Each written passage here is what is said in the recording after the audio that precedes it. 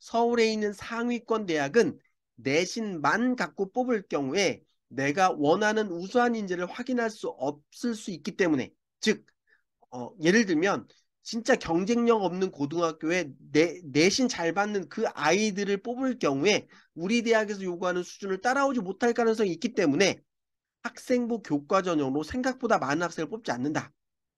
그래서 그런 아이들 중에 진짜 우수한 아이를 뽑기 위해서 학생부와 면접을 활용하는 전형으로 서울 상위 15개 대학은 상당히 많은 학생을 뽑으려 한다 이거예요. 그런데 학생부 종합전형처럼 학생부를 관리하고 면접 준비가 돼 있는 아이들을 위에서 쭉쭉쭉쭉 뽑아나가는 거잖아요. 서울대는 학종 말고 수시로 아무것도 안 뽑아요. 그러니까 학생부 관리되어 있는 아이들을 위에 쭉쭉쭉쭉 뽑아가다 보니까 밑에 대학으로 가면 갈수록 학종의 선발 인원이 적어요. 왜? 준비된 아이들이 없기 때문에. 그 대신에 수도권에서는 조국 법무부 장관 딸 이슈, 그래서 학생부 종합전형이 엄마 찬스, 아빠 찬스가 많이 들어간다는 그런 이슈 때문에 정부에서 상위권 대학들한테 정시를 무조건 40%까지 뽑아라 이렇게 강제했어요. 이건 대학이 바꿀 수가 없어요. 그래서 수도권에서는 서울 상위권 대학 중심으로 정시가 40%이기 때문에 수도권 안에서는 정시가 가장 많은 인원을 선발하고 그 다음으로 종합 전형으로 아이들 선발하고 그 다음이 교과고 그 다음이 논술이 전형이다. 그런데 지방으로 가면 갈수록 학생부 관리돼 있는 애들은 수도권 다 뽑아갔잖아요. 그러니까 자원이 별로 없어요. 자, 그리고 정시, 수능 잘 본 애를 뽑겠다고 딱 하는 순간 지방에 있는 아이들은 수능 준비 안 해요. 왜? 전국 단위 경쟁이기 때문에. 그러다 보니까 수능으로 뽑을 게 그럼 원서를 안 내요. 그래서 수도권 밖의 대학에서는 그냥 내신 성적만 주세요. 저희가 알아서 뽑을게요 하는 점이 제일 많습니다. 그런데 수도권, 비수도권으로 구분했을 때 대학 정원의 차이가 있기 때문에 비수도권 대학의 숫자가 압도적으로 많아요. 2배 정도 많잖아요. 그 2배 정도 많은데 60%를 교과로 뽑기 때문에 전국 단위적으로는 학생부 교과 전형으로 가장 많은 학생을 뽑고 그 다음이 수능 위주 전형, 그 다음이 종합 전형처럼 수시가 교과 종합 정시 기준으로 돼 있지만 실제로 우리가 관심 갖고 있는 수도권에서는 정시와 종합이 굉장히 중요하다. 자, 여기까지 그림 그려지셨죠?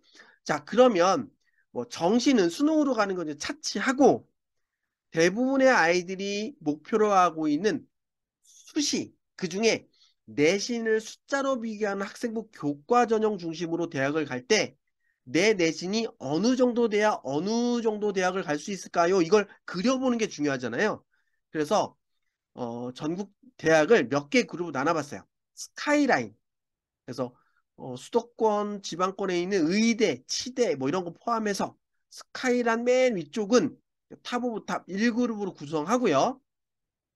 그 밑에 서성한 라인, 그 다음에 중경외시 라인, 그 다음에 건동홍숙 라인, 그 다음에 국숭세단 광명상가 있잖아요. 그게 인서울, 부모님들이 생각하는 인서울이에요. 그리고 요새 아이들이 생각하는 인서울은 총신대, 서경대, 삼육대, 한성대처럼 서울 안에 있으면 인서울이죠. 여기까지가 이제 아이들이 생각하는 인서울. 자, 그리고 그 밑에는 이제 수도권, 하위권이나 천안권 대학들 이렇게 구분할 수 있어요. 자, 그러면 스카이라인 가려면 내신이 어느 정도 돼야 돼요? 1등급 초반이요. 3년 통틀어 1학년 1학기 때부터 3학년 1학기 때까지 5개 학기의 성적이 내신의 총 등급이 1점대 초반대. 서성하는요 1등급 중반대. 중경외시는요 2등급, 그러니까 1등급 후반 또는 2등급 초반인데 내가 인기 있는 과는 2자 안 달았으면 좋겠어요. 건동홍수까지는요 2등급 중반대까지요. 국숭세당 광명사가 인서울은요 2등급 후반에서 3등급 초반인데 진짜 원하는 과 가고 싶으면 앞에 3자 안 달았으면 좋겠어요 이런 거예요. 학생들이 생각하는 인서울까지는요 최소한 3등급 중반대까지는 끊어야 어떻게든 비벼볼 수 있어요 이런 거예요. 우리 사자 달았는데요. 그럼 천안권 찾아보는 게 더 빠를 수도 있어요. 뭐 이런 거예요. 자, 어떤 느낌인지 이해되세요? 자, 그래서 생각보다 우리 부모님들이 생각하는 그 대학을 가기가 생각보다 쉽지 않다. 이런 거 한번 기억하셨으면 좋겠어요. 그래서 요거는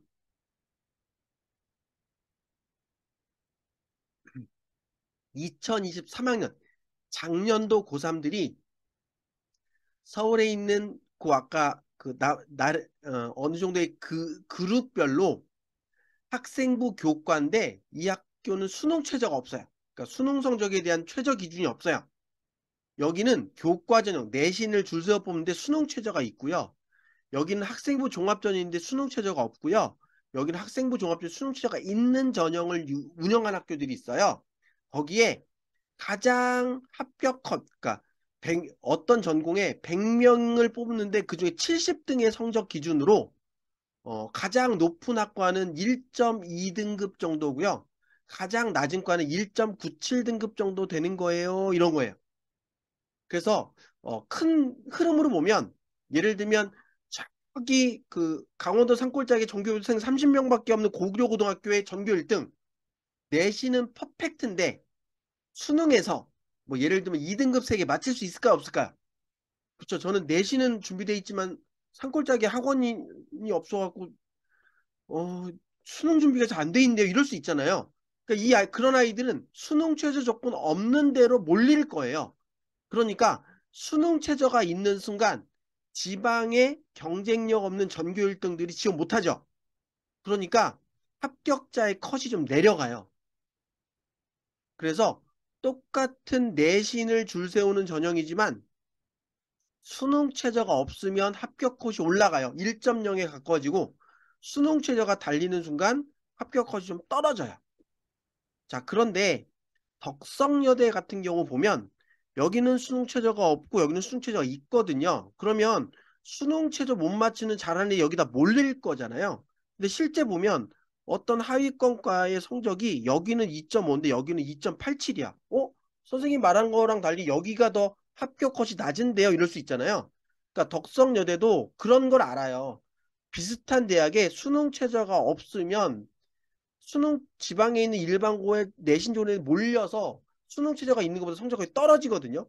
그럼 우리 학교가 공부 못한 학교 같잖아요. 그게 싫어서 덕성여대 같은 경우에 수능 최저가 없는 경우는 주요 과목의 전 과목을 다 보는데 수능 최저가 있을 경우는 국어, 영어, 수학, 사회 중 4개 과목 영역 중에 잘 본 거 3과목씩 총 12과목만 내신 반영할 거야. 뭐 이런 식의 잔머리를 써요.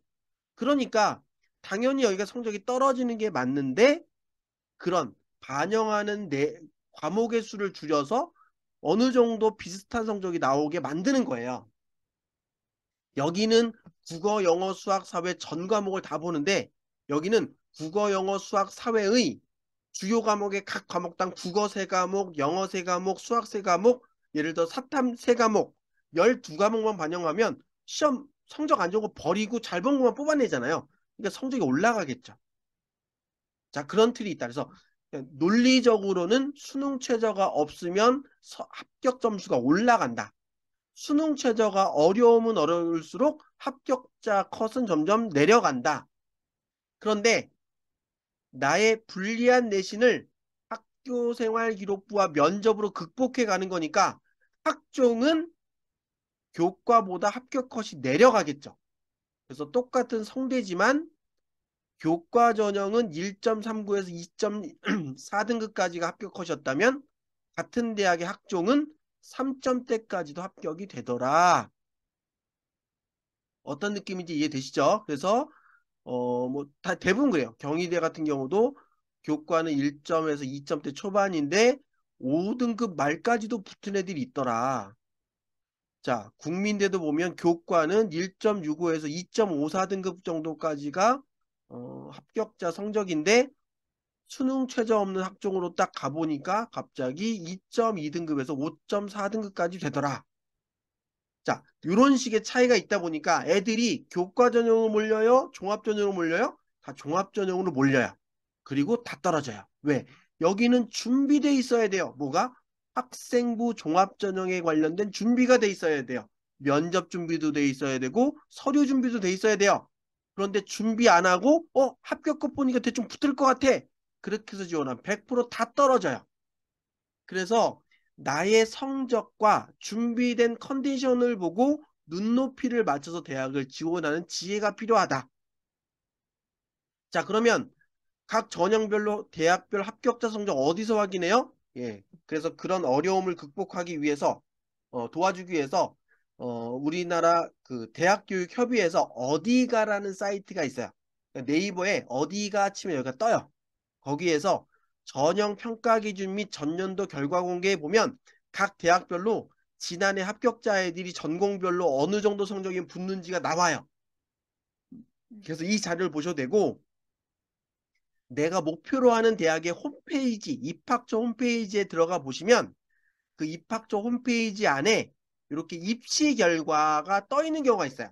요거는 시립대 입결을 제가 편집한 거거든요. 그래서 똑같은 전공이지만 교과 전형과 종합 전형 합격자의 성적이 다르다. 그런데 시립대가 굉장히 친절해요. 똑같은 학생부 종합 전형이지만 일반고의 합격자 평균은 2.25 등급이고 특목고 아이들의 평균은 4.25 등급이에요. 이렇게 표시가 돼 있어요. 근데 보통 대학은 이거 안 알려줘요. 그러니까 시립대의 합격 컷은 교과전은 1.65에서 2.2 뭐 이렇게 나오고 종합은 뭐 2.1에서 5.14 이렇게 나올 때 5.14는 특목고의 5.14의 가능성도 있다라는 뜻이에요. 시립대는 인문계열에서는 논술 전형이 없는데 자연계열에서 논술 전형이 있거든요. 보시면 전자전기 컴퓨터공학부의 교과 전형은 1.6, 학종 일반고는 2.18, 자사고 아까 얘기했죠. 전국 단위 자사고 3.79까지 학종으로 뚫리고요. 논술 전형은 그 어려운 시험을 잘 푼 4.06 내신을 갖고 있네요. 얘가 일반고일까요? 특목고일까요? 특목고일 가능성이 높겠죠. 아니면 일반고 학생이었는데 재수해서 정신 차린 4등급일 수도 있어요. 자, 요런 내용들을 우리가 분석할 수 있어야 된다. 제가 근데 너무 디테일 들어가면 계속 복잡해진다 그랬죠? 아까 큰 그림을 머릿속에 담고 요런 거, 그럴 수 있겠구나. 감만 잡아 보시는 거예요.